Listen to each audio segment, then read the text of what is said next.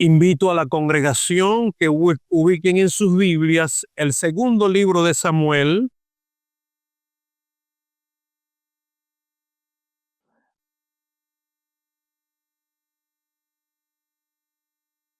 segundo libro del profeta Samuel, capítulo 9.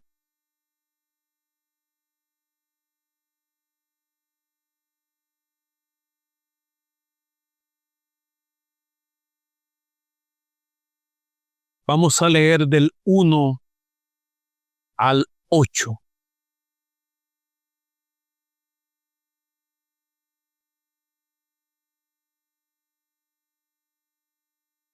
Repito la cita para que todos estén ubicados y puedan seguir la lectura con orden. Dice la palabra de Dios en el segundo libro de Samuel, capítulo 9, del 1 al 8. Dijo David: ¿ha quedado alguno de la casa de Saúl a quien haga yo misericordia por amor de Jonatán?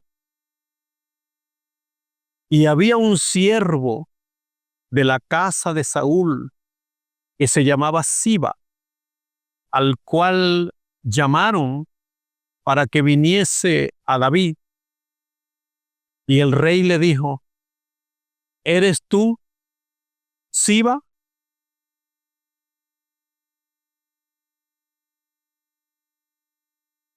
Al cual llamaron para que viniese delante de David, y el rey le dijo: ¿eres tú, Siba? Y él respondió: tu siervo.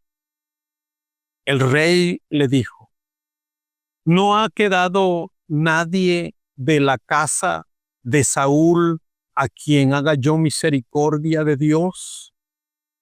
Y Siba respondió al rey: aún ha quedado un hijo de Jonatán, lisiado de los pies.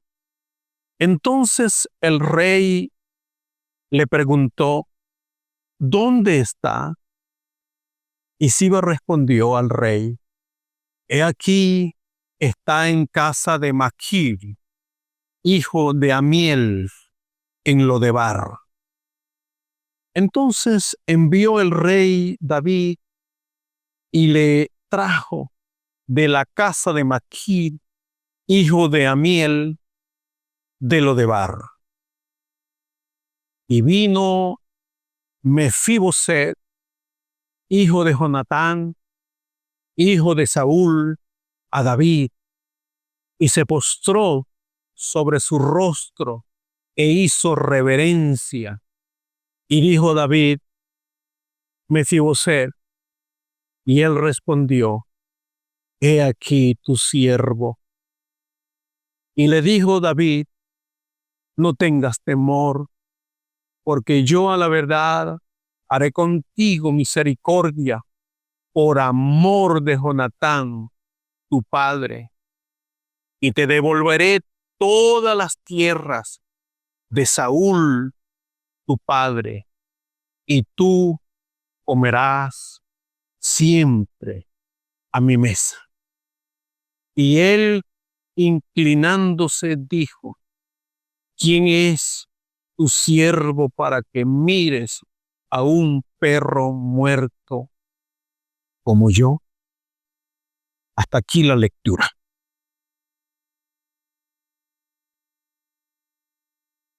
Esta historia es impresionante, una historia muy conocida por la mayoría de nosotros, y quizá usted lo estará oyendo por primera vez en esta mañana. Pero es un acto de profunda bondad, de profunda misericordia del rey David en el ejercicio de su gobierno, cuando ya Dios le había dado paz, cuando ya Dios había serenado la tierra de guerras y había establecido el reino para David. Esta historia es un fiel reflejo de muchos de nosotros cuando contemplamos o somos contrastados con la bondad de Dios. La historia de Mefiboset es impresionante. Es una historia conmovedora de restitución, de amor, de bendición para alguien que estaba completamente en la ruina. Pero vamos a hablar un poquito del contexto. ¿Por qué encontramos a este hombre ahora en la historia y en la vida de el rey David? Mefiboset era hijo de Jonatán, quien a su vez era hijo de el anterior rey de Israel, que era Saúl. Mefiboset fue víctima de la violencia de la ley de la guerra. La ley de la guerra contemplaba que cuando la casa de un rey o un gobierno caía, la ley de la guerra permitía que todos los miembros, desde el rey hacia abajo, tenían que morir para que no quedaran herederos de el antiguo rey.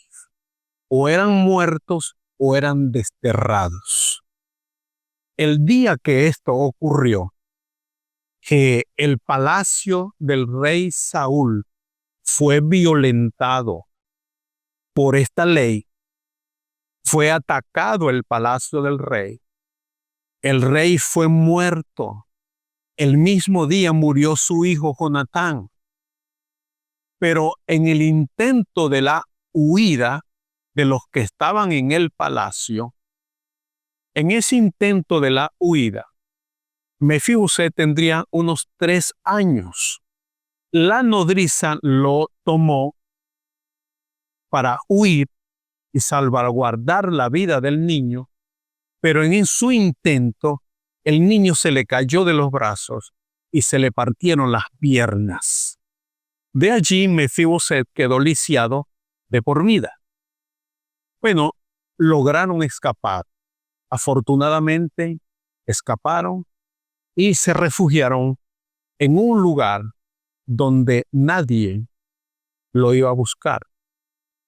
No porque no podían llegar hasta allá, sino que era una tierra completamente desolada, era una tierra completamente en ruina. Nadie quería vivir allí, nadie quería, y menos un príncipe como el caso de Mefiboset. Él era un príncipe. Nadie podía escapar a un lugar donde nadie lo iba a buscar. Nadie. Es decir, Mefiboset y quienes huyeron con él escaparon hacia el basurero, donde lo que había eran buitres, chacales, y nadie podía desarrollar una vida de familia en un lugar así, llamado Lodebar. Nadie podía buscarlo allí. Lo mismo ocurrió cuando Jezabel persiguió al profeta Elías, y Elías, huyendo de Jezabel y de su malvado esposo rey de Israel, él huye hacia una tierra donde nadie lo iba a buscar. Elías se escondió en la misma tierra de Jezabel. Nadie lo supo, pero ahí se escondió el profeta Elías. De modo pues que Mefiboset era hijo de Jonatán, con quien el rey David en su juventud hizo un pacto, hizo una promesa. Hubo un vínculo de amor fraterno entre ellos dos, que se juraron lealtad y fidelidad. Ese es el contexto en el cual nosotros encontramos a Mefiboset. ¿Cuánto tiempo ocurrió cuando el rey David lleva y sube a su corazón de parte del Señor ese pensamiento? ¿Hay alguien de la casa de Saúl a quien yo quiera mostrar bondad de Dios? Y ahí se entera de que existe un descendiente, un hijo de su amigo que había muerto de Jonatán, llamado Mefiboset. Esta historia, hermanos, es muy conmovedora porque refleja lo que es la bondad del rey, la misericordia del rey, de cómo muchas veces nosotros consideramos que todo está perdido. Cuando el rey David manda a traer, a buscarlo, manda a buscar a Mefiboset y lo traen. Por supuesto, lo traen en brazos. No sabemos cuánto tiempo pudo haber pasado. Quizás unos 15 años, 10 años, 12 años después de que el rey David ya había establecido su reinado. No sabemos. Lo cierto es que David se acordó de un pacto que había hecho con su amigo Jonatán y descubre que hay un hijo de él, lo manda a traer y lo presenta delante de él. Hay tres cosas que el rey David hace con este muchacho, con Mefiboset. Él muestra amor y fidelidad a una promesa. David se acuerda que él hizo un pacto de amor y de fidelidad con su amigo Jonatán. Eso es lo primero que ocurre en la vida de Mefiboset. Es objeto de un amor y de un pacto que dos personas hicieron, un pacto de fidelidad y de compromiso. Lo segundo que encontramos en la vida de Mefiboset que ocurre en aquel día es la restitución.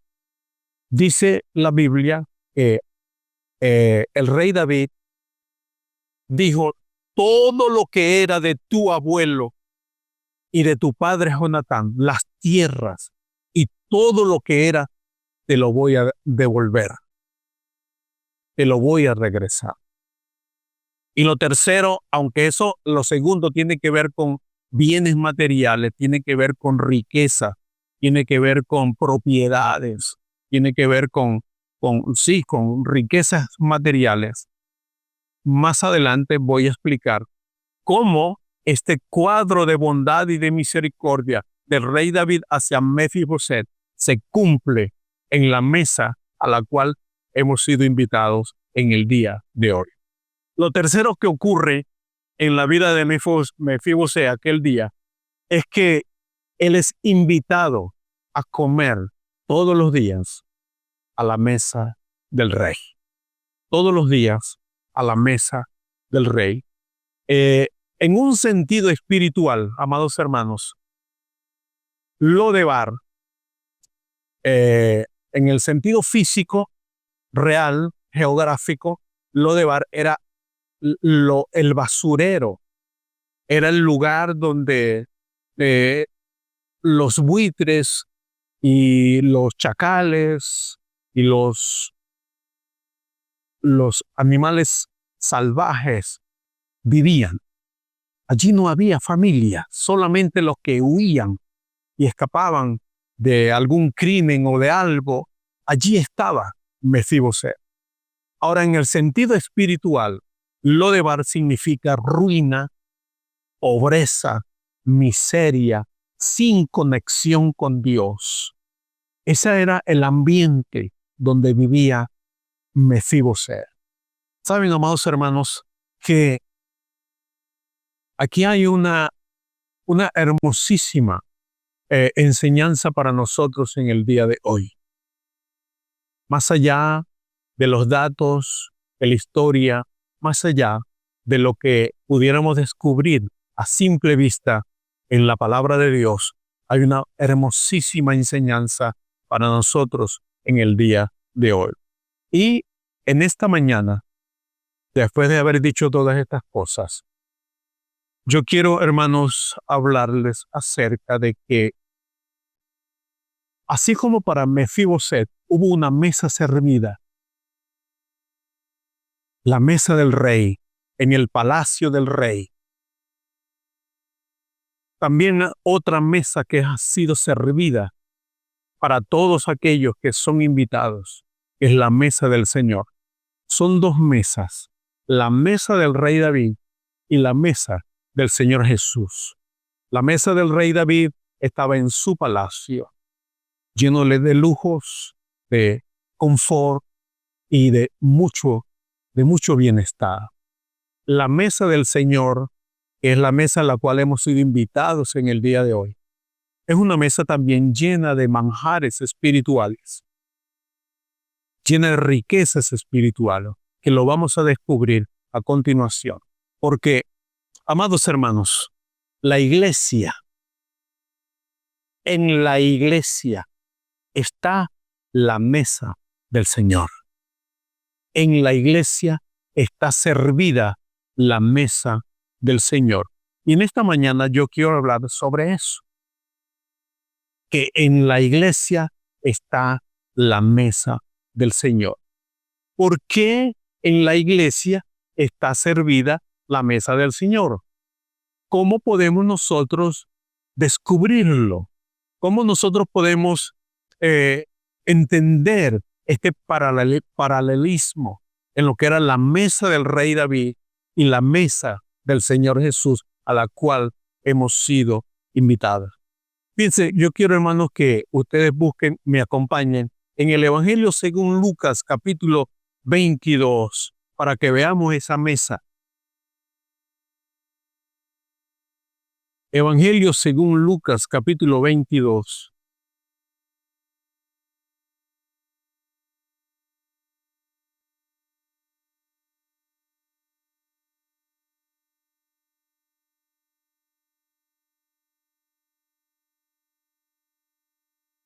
Vamos a leer del 11 en adelante, para que veamos esta mesa.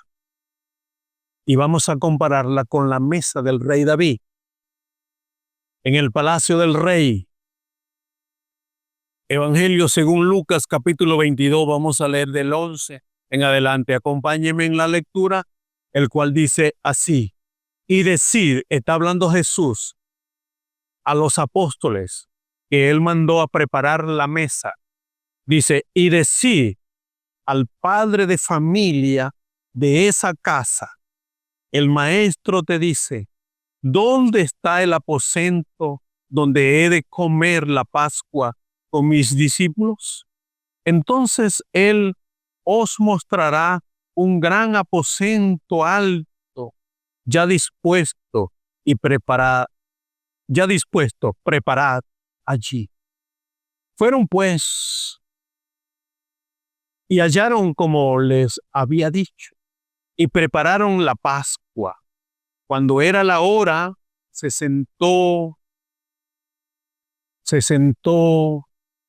a la mesa, y con él los apóstoles. La mesa del Señor. Saben, amados hermanos, que la iglesia nace con la muerte de Cristo y la resurrección de Cristo. Es decir, que la iglesia, el cuerpo de Cristo, nace con la muerte del Señor Jesús. Y aquí lo que Jesús está instituyendo es la mesa del Señor. Es la Pascua. Es lo que nosotros celebramos. Ahora, es muy importante, hermanos, que nosotros podamos alcanzar sabiduría y entendimiento de esta verdad espiritual. Porque todo esto se cumple en el creyente. El estar a la mesa del Señor se cumple en el creyente cuando nosotros recibimos la gracia, la bondad y la misericordia del Señor. Eso está reflejado en esta enseñanza de estar a la mesa del Señor. 3 cosas ocurrieron aquel día en la vida de Mefiboset.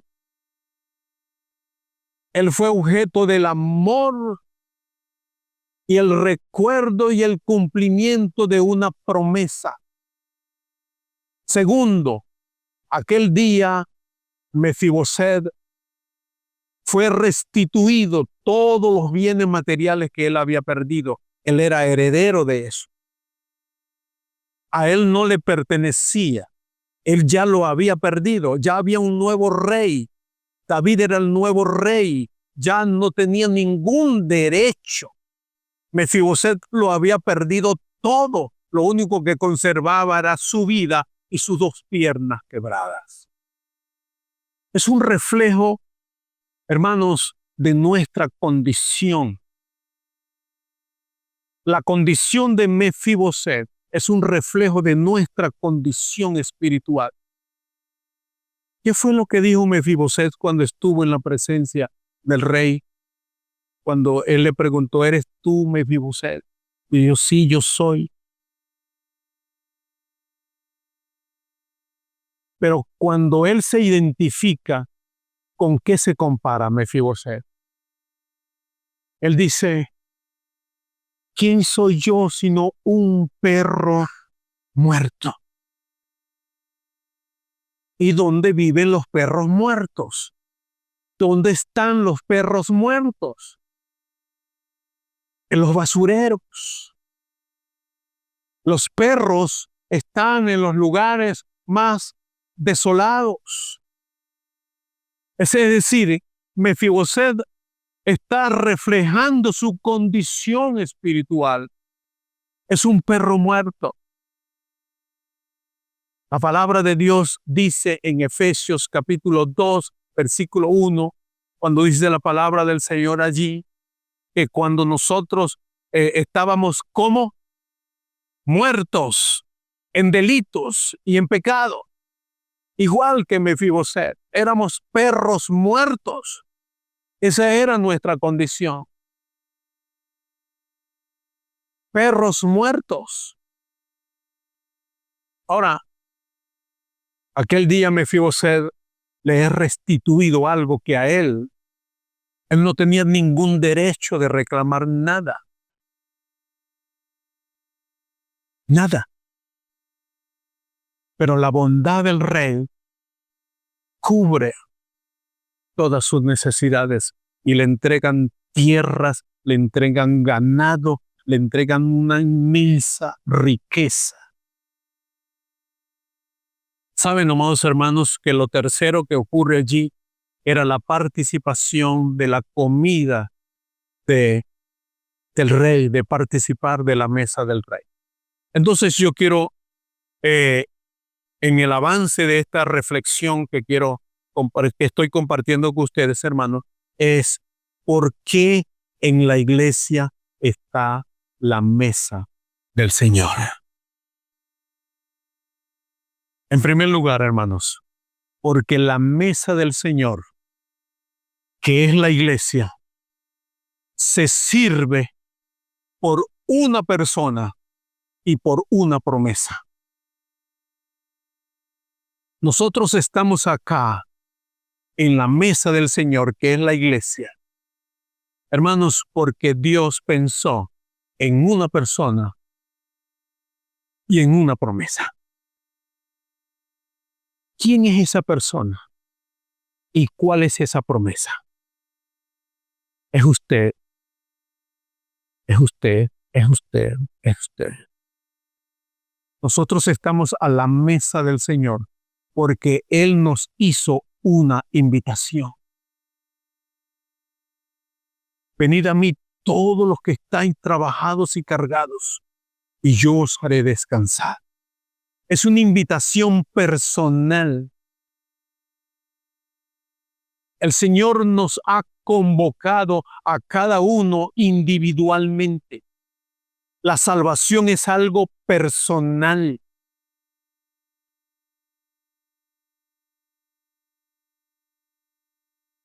Es una invitación muy, muy individual de parte del Señor. Pero esa invitación responde a una promesa que Él hizo. La palabra de Dios dice en el Evangelio según Lucas capítulo 22, dice la palabra del Señor que este es el nuevo pacto. Es decir, que Dios hizo un pacto de amor con cada uno de nosotros. Y Él en la iglesia, por medio de la gracia, la bondad y la misericordia, Él está cumpliendo ese pacto. Un pacto de amor y de salvación. Por favor, ayúdenme a ubicar Jeremías 31:3. Es hermoso este texto. Jeremías 31:3.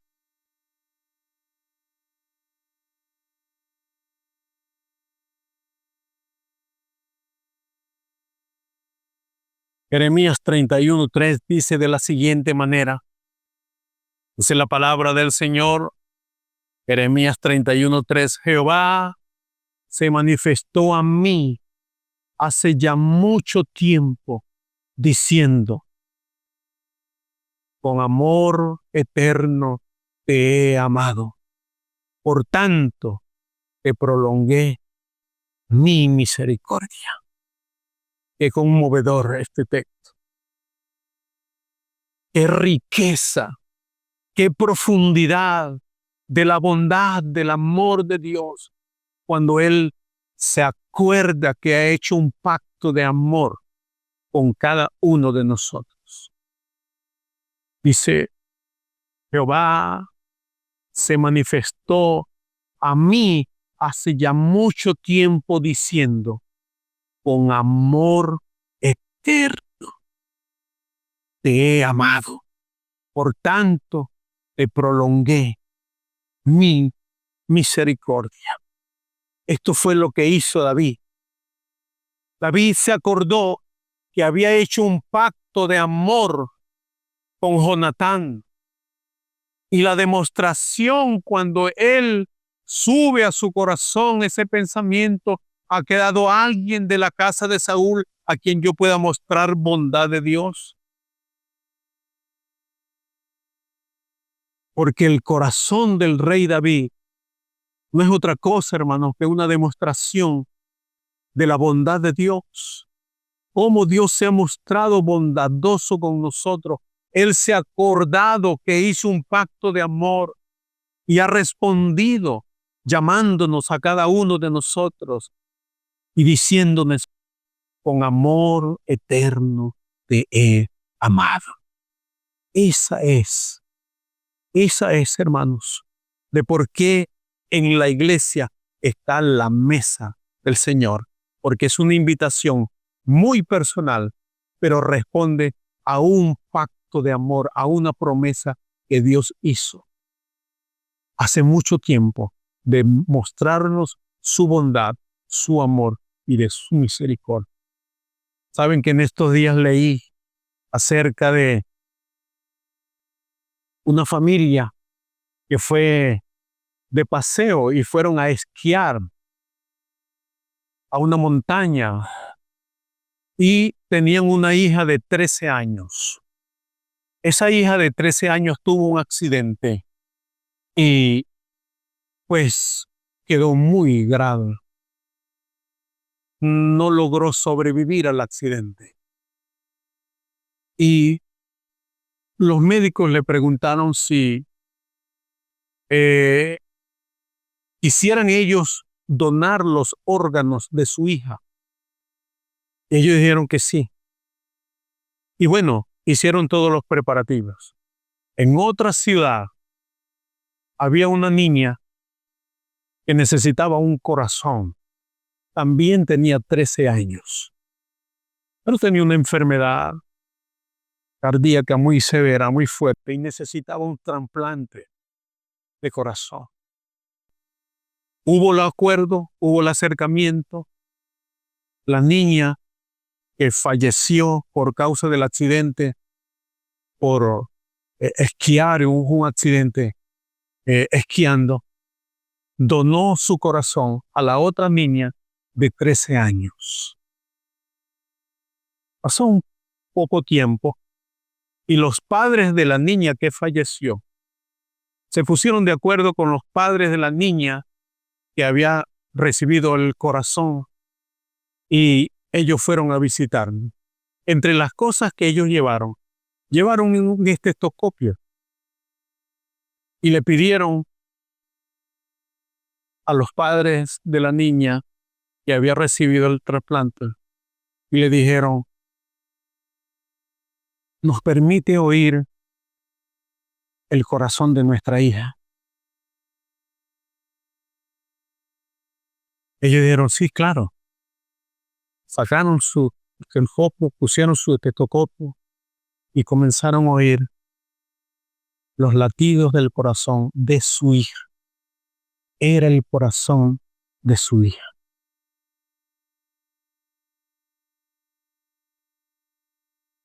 ¿Saben, amados hermanos? Es exactamente lo que Jesús hizo por nosotros.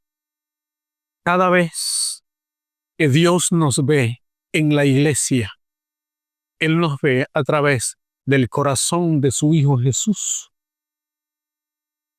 Porque fue la sangre de Jesús la que nos dio vida. Fue la sangre de Jesús, su muerte en la cruz del Calvario, la que nos ha dado vida. Y aquellos padres pues regresaron conmovidos de haber oído los latidos del corazón de su hijo. Y eso es exactamente lo que ocurre cuando Dios nos ve a través de Jesús. Su amor, su bondad. Jesús nos dio vida cuando nosotros estábamos muertos en delitos y en pecado. Esa es la invitación de Jesús a la mesa. En segundo lugar, amados hermanos, ¿por qué la mesa del Señor está en la iglesia? Ya dijimos, porque la mesa del Señor se sirve por una persona, y ese es usted, por una promesa, el amor de Dios para con nosotros. Él ha cumplido, llamándonos a cada uno al arrepentimiento, a la salvación, pero también nos ha llamado para mostrar su amor y su bondad a cada uno de nosotros, su pacto. Este es el nuevo pacto en mi sangre, el cual es derramada por todos. Segundo lugar, ¿por qué en la iglesia está la mesa del Señor? Porque en la mesa del Señor se sirve restitución. Restitución. Aquel día, Mefiboset recibe todas las tierras y todas las riquezas que eran de su abuelo Saúl y de su padre Jonatán. Bienes materiales. Bienes materiales. Aquel día lo recibe.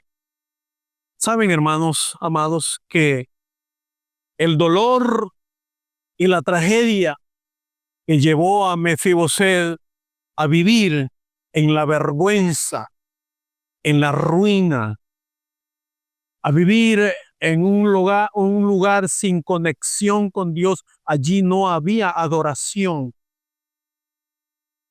Allí no había adoración. Era un lugar de olvido. Era una tragedia lo que había tocado la vida de aquel niño. De igual manera, amados hermanos, nosotros sabemos de los estragos del pecado en la vida de una familia. Yo mismo he sido testigo de cómo el pecado puede arruinar la vida de una familia, de cómo el pecado puede destrozar y llevar a la más horrorosa vergüenza a una persona, a un matrimonio, a una familia, porque eso es lo que hace el pecado. El pecado destruye, el pecado arruina, y eso es exactamente lo que había ocurrido con Mefiboset. Su vida se había arruinado. Él había perdido todo, absolutamente todo, porque eso es lo que hace el pecado. El pecado destruye, el pecado arruina, el pecado es una mentira. Y eso era lo que estaba viviendo Mefiboset. Sabemos entonces de los estragos que puede causar el pecado en una familia. Ahora, la restitución que recibe Mefiboset aquel día tiene que ver con bienes materiales. Y es aquí donde nosotros debemos contrastar lo que significa un evangelio diferente que hoy en día se predica. Hablan de la prosperidad, hablan de la abundancia, hablan de tener, de amasar, de tener riquezas, de tener ser fortuna en nombre del evangelio. Eso no es el evangelio. Ciertamente Dios bendice, Dios prospera, pero eso no es la centralidad del evangelio. Y hoy en día se está vendiendo un evangelio mentiroso, engañoso, haciéndole creer a la gente que el evangelio es prosperidad, es bienestar, es tener el último carro del año, es vivir, es hacer negocio, no importa cómo lo estés obteniendo ganancia. Eso es mentira. Mucha gente está siendo engañada con esa forma de evangelio. Pero ¿en qué consiste la restitución? ¿Qué es lo que se restituye en nosotros si no tiene que ver con asuntos materiales? Porque ciertamente no consiste, el evangelio no consiste en tener riquezas. En eso no consiste. Entonces, ¿qué es lo que se restituye en nosotros cuando estamos a la mesa del Señor? ¿Qué es lo que se restituye? La palabra del Señor, hermanos, dice en Efesios capítulo 2. Por favor, me ayudan, me acompañan a esa cita hermosa. Me conmueve cada vez que yo leo esta cita. Efesios capítulo 2. Qué hermosa la gracia del Señor.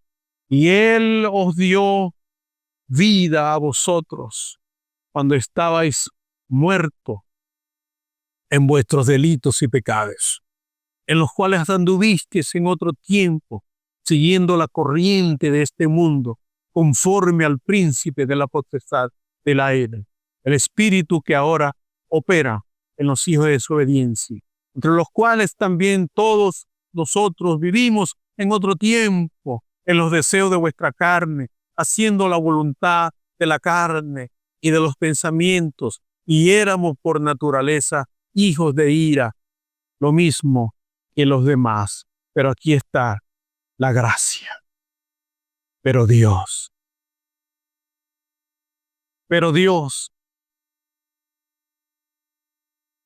que es rico en misericordia, por su grande amor con que nos amó, aun estando nosotros muertos en pecado, nos dio vida juntamente con Cristo. Por gracia sois salvos. Esto es, ¿qué es lo que se restituye cuando nosotros llegamos a la mesa del Señor? Cuando Él nos invita. Hermanos, allí mismo, en Efesios capítulo 1, versículo 3, allí hay, hermanos, las riquezas espirituales que se restituyen en nosotros. Bendito sea el Dios y Padre de nuestro Señor Jesucristo, que nos bendijo con toda bendición espiritual en los lugares celestiales en Cristo.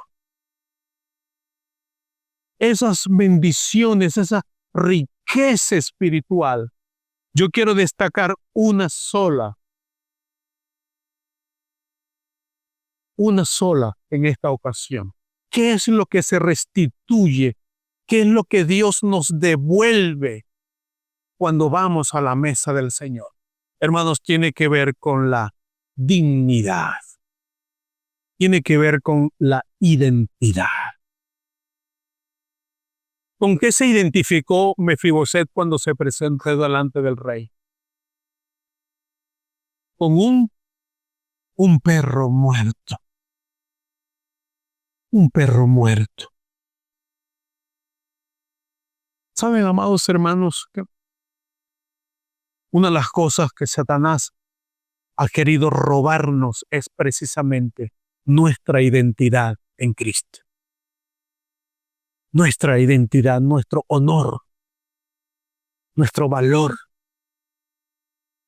Entonces, es allí donde entra el juego, ese ciclo del pecado, ese ciclo que cada vez que nosotros pecamos nos sentimos y cada vez más el maligno trabaja nuestra identidad, trabaja nuestra dignidad y va erosionando nuestra identidad hasta que podemos llegar a considerarnos como unos gusanos, como unos perros muertos, algo sin valor alguno. Y eso es esto es lo más importante. Si hay algo que usted va a recordar de esta reflexión, hermanos, es que cuando usted va a la mesa del Señor, Dios restituye en usted su identidad en Cristo. Usted es un hijo de Dios. Usted no es un perro muerto. Usted es un siervo del Señor. Usted no es un perro muerto. Usted es un heredero de las promesas del Señor. Usted no es un perro muerto. Usted es hijo de Dios. Y eso es un valor muy importante en la vida de un creyente. Entonces, nuestra identidad es recobrada cuando estamos a la mesa del Señor. En la mesa del Señor, hermanos, se come la comida del Rey. Es la comida del Rey. En la mesa del Señor, que es la iglesia, la comida, nuestra comida es la palabra de Dios. Es la palabra del Señor. Leí acerca de una mujer que tenía años sirviendo en la iglesia. Ella era decoradora, le gustaba arreglar, hacer arreglos y era su don mantener bello el lugar de reunión. Ponía flores, tenía hermoso, pero tenía un problema.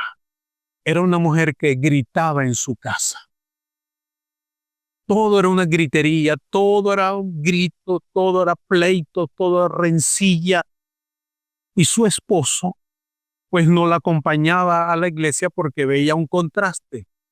Ella mantiene hermoso el templo, mantiene y arregla las cosas, pero en la casa no deja de gritar a los niños, no deja de gritar de hablarme mal a mí. Y esta mujer habló con el pastor.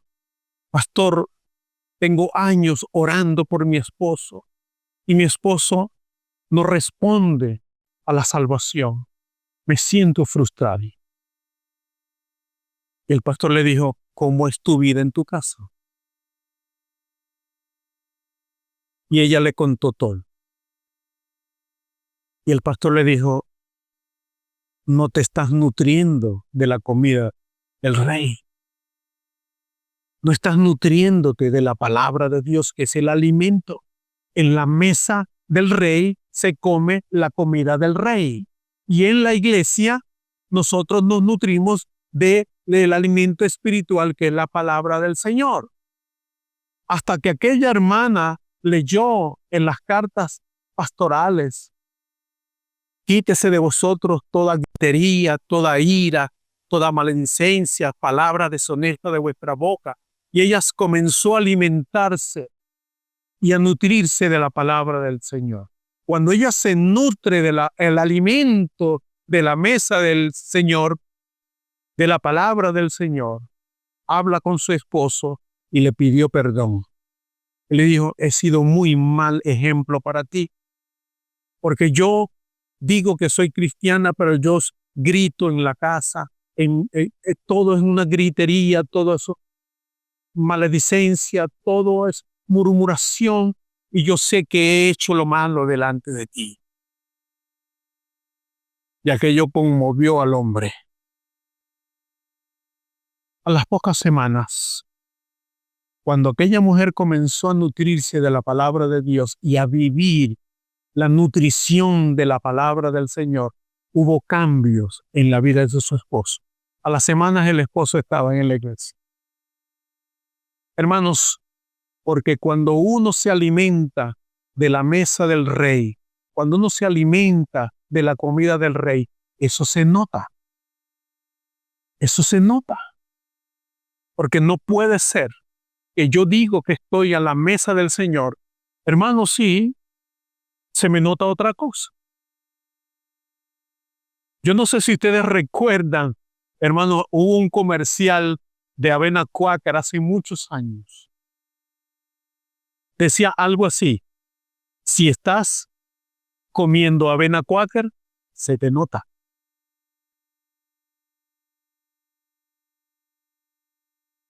Si estás comiendo avena Quaker, se te nota. Hermano, si usted se está nutriendo de la comida del rey, se le va a notar. En la mesa del Señor está la nutrición, es la palabra de Dios. Quiero finalizar, hermanos, preguntando qué podemos aprender de esta hermosa historia de bondad. Por lo menos dos cosas. Uno, hermanos, que la ternura y la bondad de Cristo ante nuestra miseria es una realidad. La ternura y el amor de Cristo hacia nosotros ante nuestra miseria.